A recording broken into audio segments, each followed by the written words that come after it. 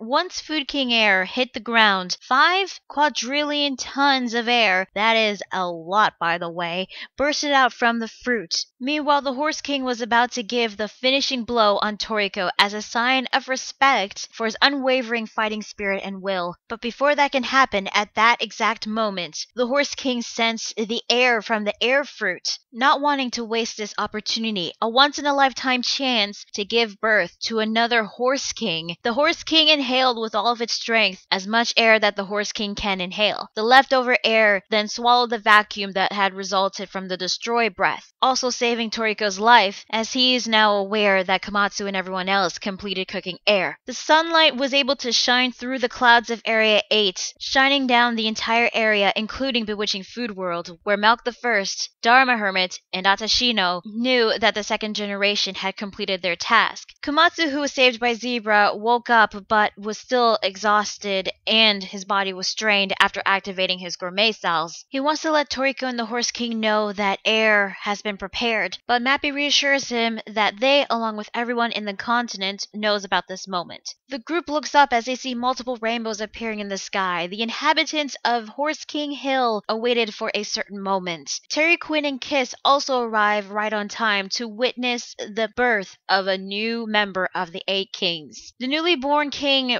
echoes its first cry, which resounds across the world as it gallops on a rainbow, and that is where the chapter ends. Okay, I can't be the only one who's thinking this, but doesn't this remind you of Circle of Life from The Lion King? I mean, seriously, if you play that theme, it totally feels like it. Reading the inner thoughts of the Horse King was a nice touch, albeit kinda strange because this is the second time we read the inner thoughts of one of the beasts in Toriko. The first time, if I recall, was with Terry's mom. This chapter was simple, straightforward, and it was good for a Toriko chapter, although I find it incredibly lucky that Komatsu and the others managed to prepare air right before Toriko was about to get squashed by the Horse King. Now, I did notice that right after the Horse King gave birth, the mane and the whiskers turned white. Did the Horse King aged all of a sudden because it gave birth? Hell, I'm still confused whether to call the Horse King a he or a she. I mean, I don't even know if the Horse King reproduced asexually. If not, then I wonder which one of the horses actually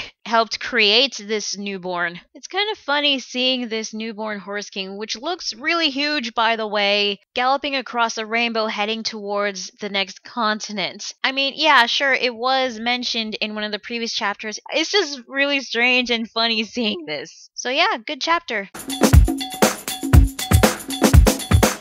The cry of the newborn Horse King reached across the world, to the 8 kings on the other continents, to the gourmet nobles, the Blue Nitros, Joa, Midora, Setsuno, and Nakimaster Jiro. The cries even reached the human world, opening the infrastructure to the Gourmet World. Toriko, Terry, Quinn, and Kiss arrived at the group's location where Komatsu was happy to see Toriko. Coco noticed that the entire atmosphere around Toriko was different compared to before he left, saying that some other thing has awakened inside of Toriko, referring to Blue, his second appetite devil, and the same thing also applies to Komatsu, which means that Komatsu really does have Gourmet Cells. Toriko tried to invite the Horse King to come along and eat air with them, but the Horse King wouldn't move, probably exhausted from giving birth. The Octomelon and the villagers arrived as they begin to feast together on air. So the reason why air was technically a cassia salad was because it looks like cabbage, but it feels like meat. With a piece of air, Toriko takes a sniff, and looking up into the sky, he was able to see through the clouds into outer space. Just by breathing it in, the high concentration of oxygen inside of air made its way through every single one of the capillary vessels inside Toriko's eyes, explosively increasing his vision. Coco noticed Toriko's appetite devil appearing, which Sunny and Zebra also noticed as well. They even noticed that their appetite devils have yet to show their faces, meaning that they conceded to Toriko because air was smiling on both him and Komatsu. After finally getting a taste of air, they both yelled out that they've decided, and they announced it to everyone that they will add a cassia salad, air to Toriko's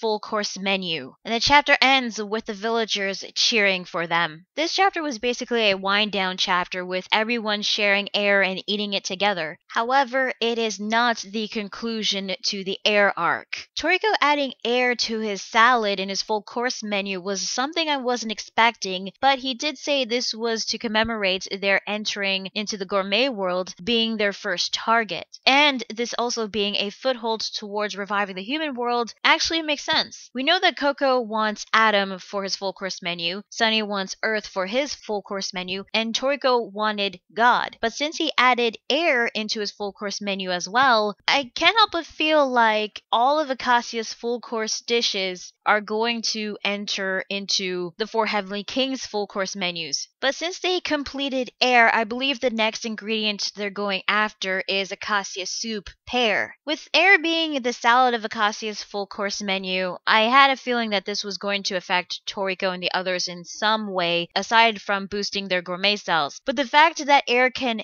actually enhance your eyesight to the point where you can see space, that is freaking crazy. If this was Toriko, imagine like how enhanced Coco's eyesight will be. God damn. Now at the beginning, we get to see the faces of 7 of the 8 King of Beasts. We know that 4 of them so far are the Battle Wolf, Mother Snake, Emperor Crow, and Dragon King Darius. The other 2, we don't really know what they are. But one panel, we see something that looks kind of like an ape. So the next King of Beasts is an ape. However, I don't know what the last one is. It was hard to tell with that panel because all we saw was an eye. So for this being another feast chapter, another wind down chapter in Toriko, I thought it was a good one.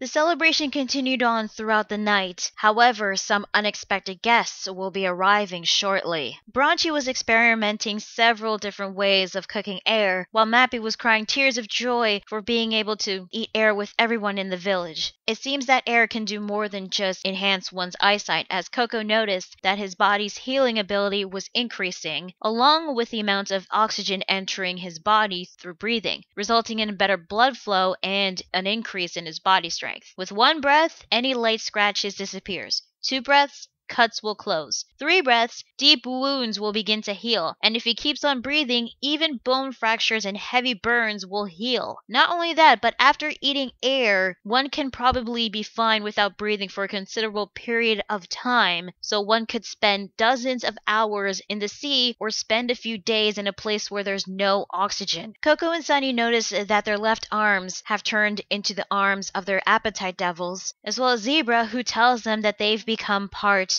of their bodies. Just by eating one of Acacia's full course dishes, Coco, Sunny, and Zebra are now able to control a portion of their appetite devils. Even if it's just one arm now, eventually they'll control their entire bodies, to which this is something that Sunny is definitely not looking forward to. However, with Toriko, it seems that he's not close to controlling a part of his appetite devil, or in this case, devils. We then get a history lesson on Bewitching Food World and the ancestors, courtesy of the Daruma Hermit. The ancestors of Bewitching Food World were originally humans, however they were captured by the 4 beasts and made into slaves of the Nitro. It was the Nitros who discovered the ingredients that would later become Acacia's full course, and so the human kidnappings happened before the full course fully matured. The 4 beast was originally created by the Nitros hundreds of thousands of years ago in order to capture a large number of humans at once. Once captured, the humans had gourmet cells injected into them. Why did the Nitros injected them with gourmet cells? The exact reason was unknown, but there were 3 possible theories. 1 is to raise their vitality to make them more effective slaves. 2, they wanted stronger humans to make into fertilizer to become nutrients for the full course. And 3, it was to make the humans tastier when they ate them. Now there are 2 methods to inject gourmet cells. The first is feeding injection, where one eats the cells little by little and adapts to the cells and get used to them little by little. This injection was the safest, however, it takes time and more often than not, they don't integrate. The second method is direct injection, where the gourmet cells are injected directly into the body. Even though it takes very little time to integrate, if they don't integrate, the person gets invaded by the gourmet cells' power and they would either turn into monsters or they would die. The ancestors of Bewitching Food World had gourmet cells injected into them, resulting with integration failing, becoming monsters and lived on as slaves. Which is why Buranchi and everyone else in Bewitching Food World, being their descendants, have very different appearances. Luckily, the ancestors managed to escape the Nitros, and thanks to the 8 kings, they would quietly live the rest of their lives hiding in their shadows. The 8 kings were so strong that not even the blue Nitros would mess with them. The Daruma Hermit and the villagers expressed their thanks to the 4 heavenly kings, Komatsu, and of course give thanks to Air. And then they suddenly pass out for some reason, not sure why. A figure emerges from the shadows behind Komatsu who looks awfully like Teppei, so I'm going to assume that is Teppei. He whispers to Komatsu, "For a little while, you should quietly go to sleep."